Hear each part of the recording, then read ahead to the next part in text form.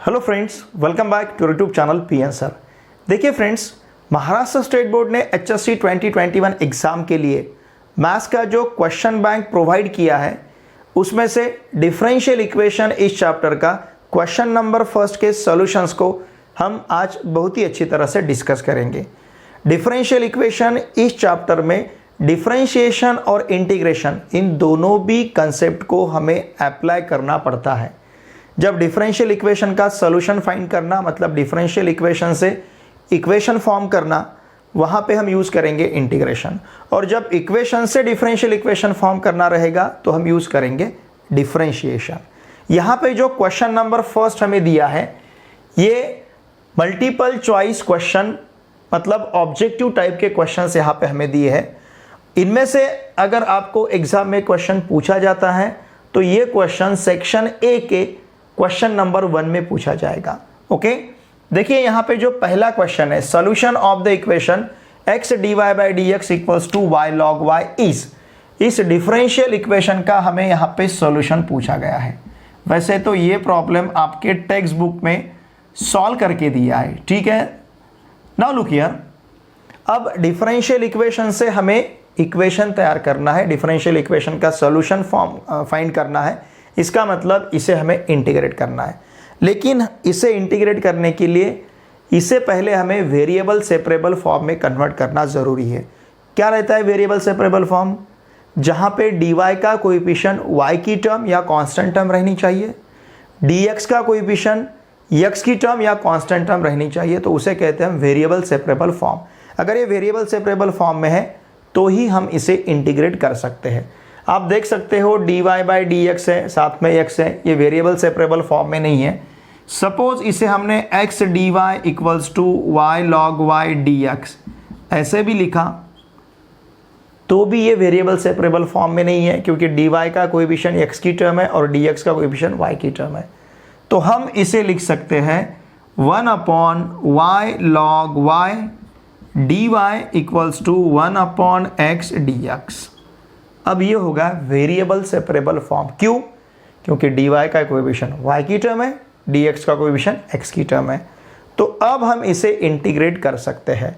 Now look here, integration of, मैं इसे लिखता हूँ 1 अपॉन y और यहाँ पे log y dy equals to integration of 1 upon x dx plus यहाँ पे मैं इंटीग्रेशन कांस्टेंट सपोज लेता हूँ log c।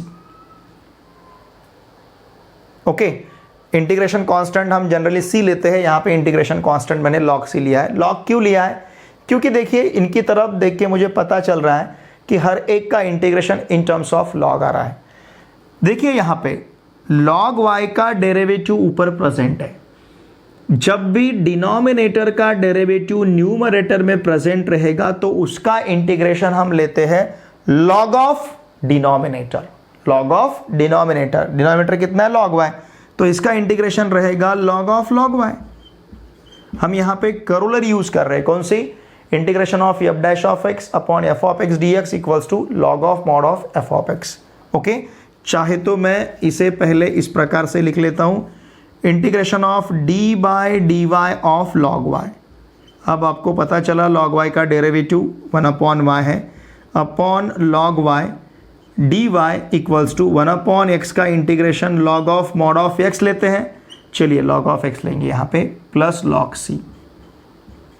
ओके, अब इसका इंटीग्रेशन हम ले सकते हैं log of y equals to log of x plus log of c को हम लिख सकते हैं log ऑफ xc या फिर cx, log a plus log b log of ab।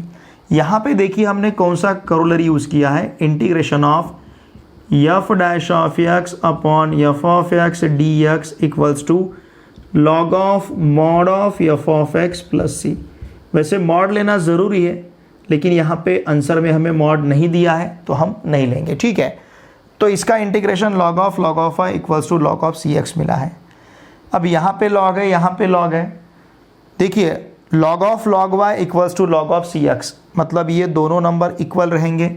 Therefore log y equals to क्या रहेगा? cx, ठीक है।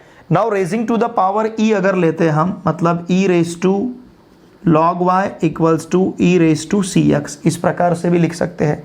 यहाँ का बेस सेम है, इसका मतलब ये हमें आंसर देगा सिंपली y।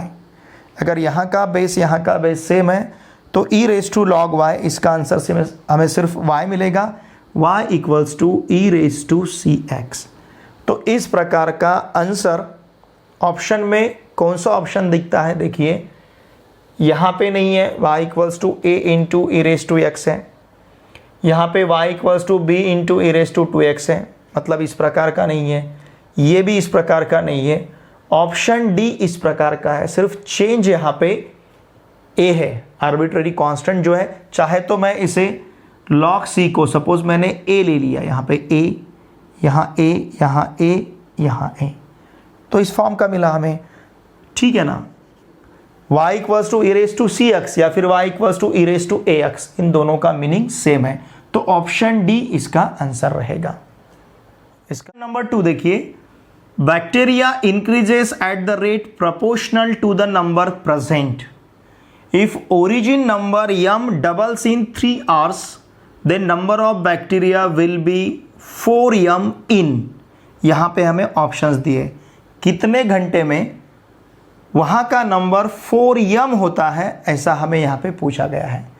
ओरिजिनल बैक्टीरिया कितने हैं, m है, मतलब इनिशियली अगर हम काउंटिंग को शुरुआत करते हैं, मतलब जब टाइम 0 रहेगा तब अगर हम काउंटिंग को शुरुआत करते हैं तो तब वहाँ के बैक्टीरिया कितने हैं, m है। ओके, नाउ लुक हियर, चलिए हम कंसीडर करते हैं, ध्यान दीजिए, let x number of bacteria be at time t। Suppose at time t bacteria कितने, x नंबर ऑफ बैक्टीरिया है। अब क्या दिया है, bacteria increases at the rate proportional to the number present. कितना नंबर है, x, तो इसका जो रेट है मतलब dx बाई dt जो है, it is proportional to x। तो इसका मतलब dx by dt equals to हम ले सकते हैं kx। यहाँ का जो k है इट इज़ ग्रेटर दैन 0, क्योंकि इंक्रीज हो रहा है। इसका मतलब dx upon x equals to k dt। अब ये होगा वेरिएबल सेपरेबल फॉर्म, इसे हम इंटीग्रेट कर सकते हैं, तो हम ले सकते हैं log x equals to k t plus c. हमने इंटीग्रेट किया, देखिए जब t 0 है, when t equals to 0 x equals to m, कितने बैक्टीरियाज हैं, m बैक्टीरियाज हैं, therefore log of m equals to k into 0 plus c। इसका मतलब c इक्वल्स टू मिलेगा log m। समझ रहे ना आप, तो इसे हम पुट करते हैं, पुट इन फर्स्ट। अगर इसे हमने फर्स्ट में सब्स्टिट्यूट किया तो log x equals to k t plus log m। इसका मतलब log x minus log m equals to k t, तो ये मिलेगा हमें log of x upon m equals to k T.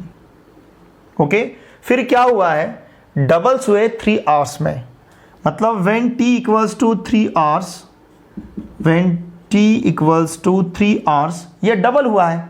Double मतलब कितना, ये हुआ है ट्वाइस m। पहले कितना था m, उसका डबल 2m।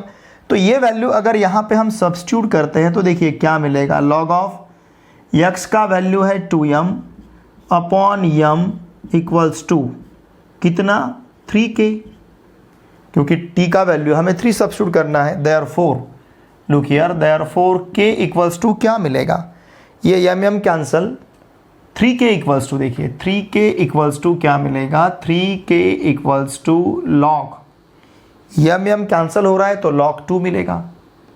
इसका मतलब k इक्वल्स टू रहेगा 1/3 log 2, चाहे तो आप इसे log 2 रेस टू 1/3 या फिर इसे ऐसा ही रखेंगे, k इक्वल्स टू 1/3 log 2। ये वैल्यू हम सब्स्टिट्यूट करेंगे इक्वेशन सेकंड में, put k equals to 1/3 log 2 in equation second. तो देखिए इक्वेशन सेकंड हमें क्या मिलेगा, log of x upon m equals to, क्या सब्स्टिट्यूट करना है हमें, के की जगह 1/3 log 2, तो t/3 लेते हैं, t/3 log 2। ओके, के का वैल्यू हमने सब्स्टिट्यूट किया है 1/3 log 2 इंटू टी, तो उसको हमने t/3 log 2 लिया है। अब क्या है, the number of bacteria will be 4m इन, मतलब जब हमें x का वैल्यू 4m दिया है तब हमें t टाइम पूछा गया है। तो देखिए क्या रहेगा फिर, ये log ऑफ x का वैल्यू 4m है, 4m upon m equals to t/3 log 2। Okay, तो ये रहेगा log 4 equals to t/3 log 2। समझ रहे ना आप। चलिए मैं 3 को इधर ट्रांसफर कर लेता हूं, तो ये मिलेगा मुझे 3 log 4 इक्वल्स टू यहाँ पे रहेगा t log 2 एंड देयरफॉर ये मिलेगा मुझे log of 4 cube equals to यहाँ पे मिलेगा log ऑफ 2⁻t। हमें log के रूल पता है, 4 क्यूब मतलब कितना, चलिए मैं इसे 4 क्यूब ऐसे ही रखता हूँ, 4 क्यूब इक्वल्स टू 2⁻t। दोनों साइड में log है तो ये नंबर इक्वल रहेंगे। अब इस 4 क्यूब को हम लिखते हैं 2 स्क्वायर, चलेगा, 4 को 2 स्क्वायर और ब्रैकेट क्यूब, मतलब 4 क्यूब को हमने क्या लिखा, 2 square bracket cube equals to 2⁻8। तो देखिए देयरफॉर क्या मिलेगा हमें, 2⁻6, 2 इंटू 3 6, 2⁻6 इक्वल्स टू 2⁻t। अगर 2⁻6 इक्वल्स टू 2⁻t है तो इसका मतलब t इक्वल्स टू हमें क्या मिलेगा, 6। दोनों प्लेसेस का बेस अगर सेम है, देखिए दोनों प्लेसेस का बेस अगर सेम है तो इंडेक्स इक्वल रहेंगे, तो t इक्वल्स टू हमें आंसर मिलेगा 6। ये रहेगा आवर्स में, t इक्वल्स टू 6 आवर्स। तो देखिए 6 आवर्स हमें आंसर कहाँ पे मिल रहा है, ऑप्शन बी में। ओके, तो इस प्रकार से इसका आंसर 6 आवर्स रहेगा। स्क्रीनशॉट लीजिए। क्वेश्चन नंबर 3 देखिए, the general solution of dy/dx equals to e⁻⁻x is, इसका आंसर आप ओरली बता सकते हो। देखिए ये डिफरेंशियल इक्वेशन जिस इक्वेशन से तैयार होगा that is our answer. Okay, इसको डिफरेंशिएट करते हैं तो ये नहीं मिलेगा, इसको अगर डिफरेंशिएट करते हैं तो भी ये नहीं मिलेगा, लेकिन अगर इसको आप डिफरेंशिएट करोगे तो आपको ये इक्वेशन मिलेगा। देखिए किस प्रकार से। ओके, हम क्वेश्चन नंबर 3 का आंसर ढूंढ रहे हैं, आंसर फाइंड नहीं कर रहे, ढूंढ रहे हैं। ओके, देखिए हमारे पास y equals to -e⁻⁻x plus c, ठीक है ना। आंसर फाइंड करना और आंसर ढूंढना, इन दोनों में डिफरेंस है, वही डिफरेंस मैं आपको यहां पे बता रहा हूं। अब अगर इसे हम डिफरेंशिएट करेंगे dy/dx इक्वल्स टू, ये माइनस साइन को बाजू में लेते हैं, e⁻x का डेरिवेटिव क्या रहेगा, e⁻x इंटू -1। ओके, और प्लस c का derivative 0। Therefore dy/dx equals to, ये माइनस इंटू माइनस प्लस, तो dy/dx इक्वल्स टू e⁻x। कब मिल रहा है, जब हम ऑप्शन सी को डिफरेंशिएट कर रहे हैं। इसका मतलब क्वेश्चन नंबर 3 का आंसर ऑप्शन सी रहेगा। बहुत ही इजी इसका सॉल्यूशन है। अब ये भी बहुत इजी है, ये देख के आपको पता चलता है। देखिए y इक्वल्स टू क्या है, y equals to a e⁻5x plus b into e⁻5x। अब यहाँ पे दो आर्बिट्ररी कॉन्स्टेंट्स है, कौन कौन से, a और b, कैपिटल A और कैपिटल B। जितने आर्बिट्ररी कॉन्स्टेंट्स उतने बार डिफरेंशिएट करना है। अगर हम इसे पहली बार डिफरेंशिएट करते हैं, मतलब differentiate with respect to x, तो ये dy/dx इक्वल्स टू क्या मिलेगा, a as it is e⁻5x into 5, e⁻5x का derivative e⁻5x into 5 plus b e⁻5x का डेरिवेटिव e⁻5x इंटू -5। तो देखिए ये हमारे पास dy/dx equals to 5 e⁻5x minus 5b e raise to minus 5x इस प्रकार से रहेगा। फिर से इसे डिफ्रेंशिएट करते हैं विथ रिस्पेक्ट टू x। मुझे तो लगता है बहुत सारे स्टूडेंट को इसका आंसर याद ही होगा, मतलब पाठ हुआ होगा, आंसर याद ही होगा आप लोगों को। ठीक है, चलिए इसे और डिफ्रेंशिएट करते हैं d2y by d x square.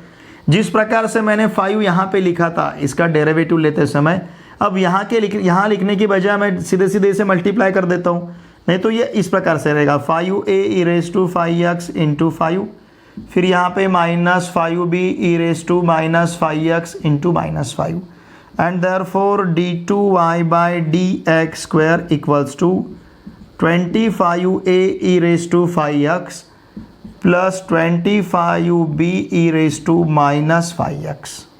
अगर यहाँ से हम 25 बाहर लेते हैं, देखिए d2y by d x square equals to 25 अगर बाहर लेते हैं तो a e raise to 5x plus b e raise to minus 5x। a into e raise to 5x plus b into e raise to minus 5x किसका value है? y का। इसे अगर हमने सपोज फर्स्ट कहा तो देखिए therefore d2y by d x square equals to रहेगा 25y from first. Okay, from first. तो इस प्रकार का आंसर हमें कहाँ पे दिख रहा है? देखिए d2y by d x square equals to 25y, ठीक है ना। d2y by d x square equals to 25y, ये 4 नंबर का क्वेश्चन जो है इसका आंसर ऑप्शन ए मिलेगा। बहुत ही इजी है। क्वेश्चन नंबर 5 में c plus 4yx equals to 0, इसका डिफरेंशियल इक्वेशन कौन सा रहेगा ये पूछा गया है। देखिए 5 का सॉल्यूशन भी बहुत इजी है, c plus 4yx equal to 0। इसे हम डिफरेंशिएट करते हैं with respect to x। Now differentiate with respect to x।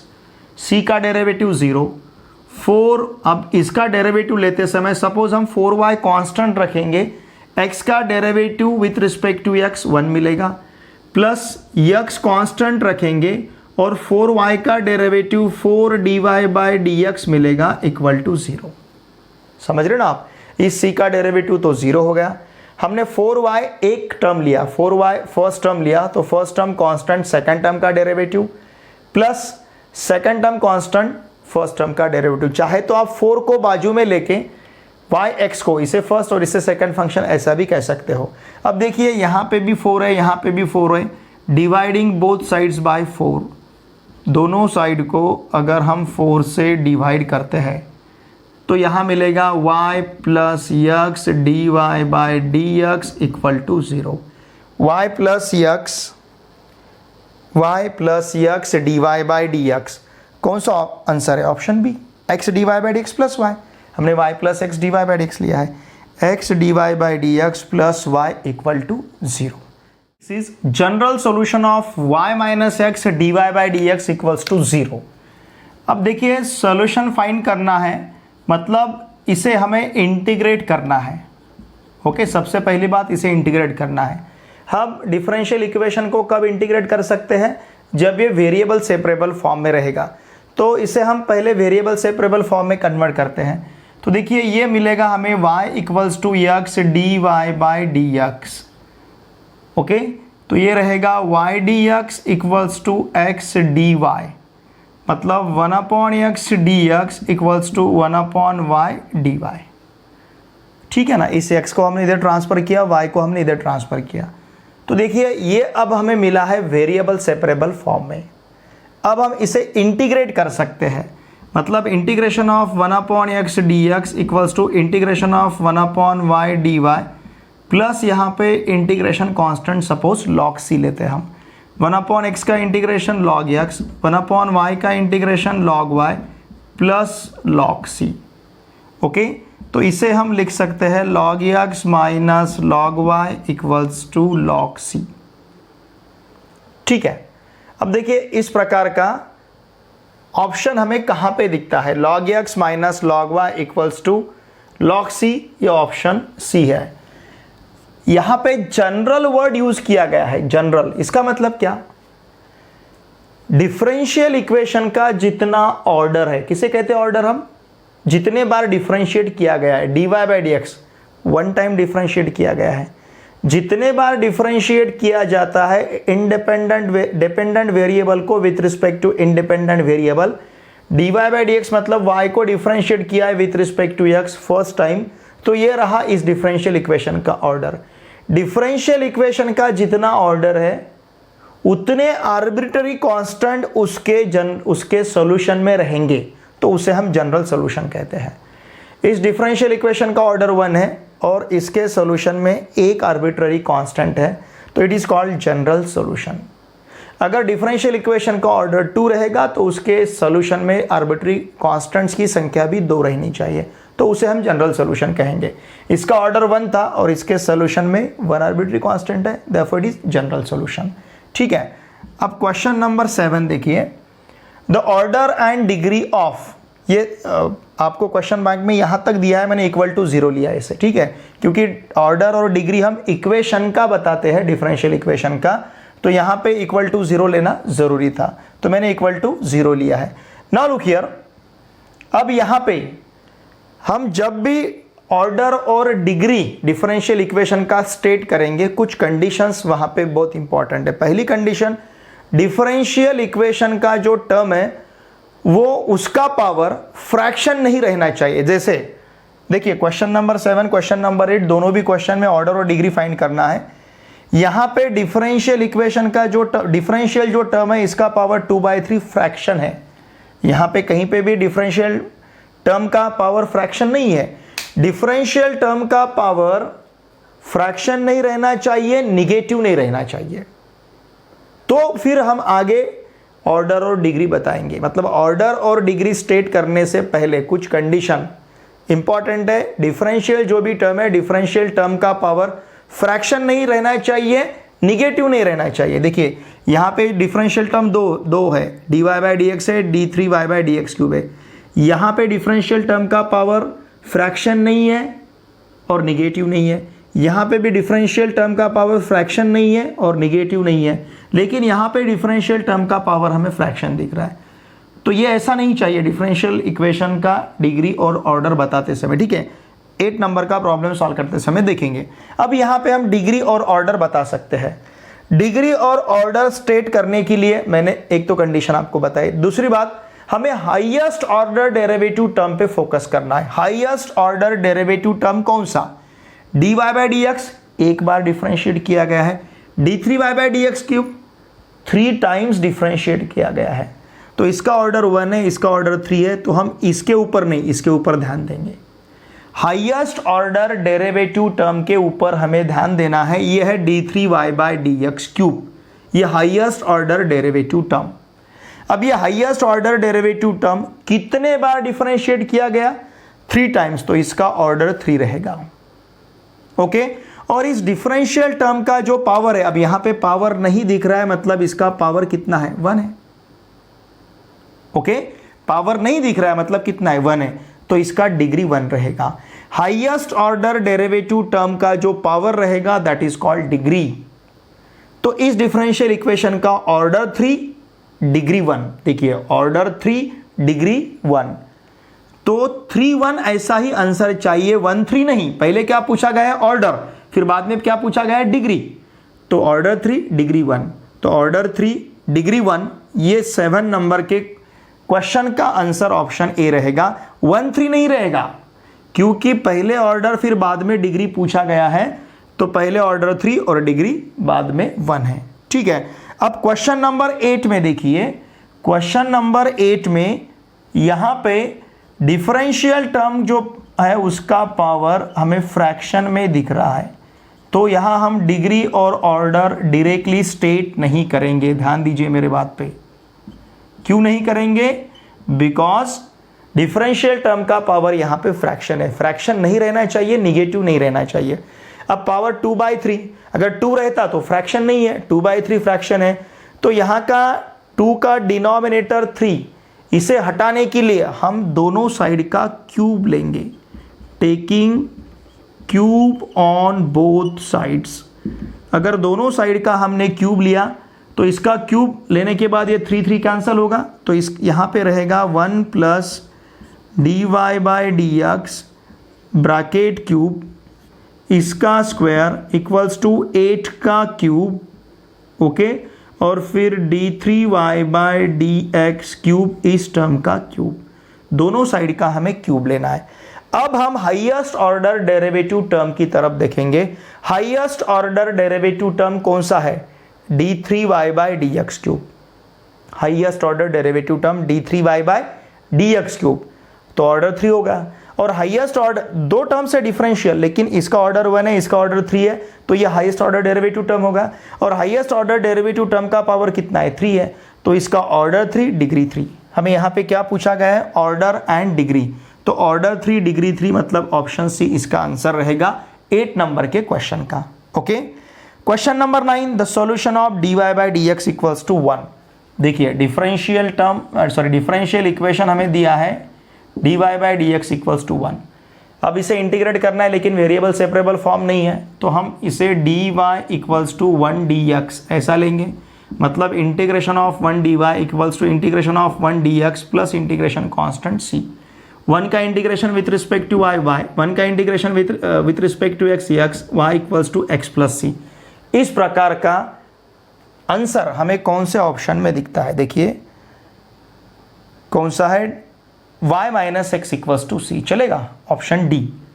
Okay, y minus x equals to c ऐसा भी ले सकते हैं, तो ऑप्शन डी, क्वेश्चन नंबर 9 का ऑप्शन डी आंसर रहेगा। क्वेश्चन नंबर 10 जो है, क्वेश्चन नंबर 10 में हमें dy by d x plus x square upon y square equal to 0 दिया है।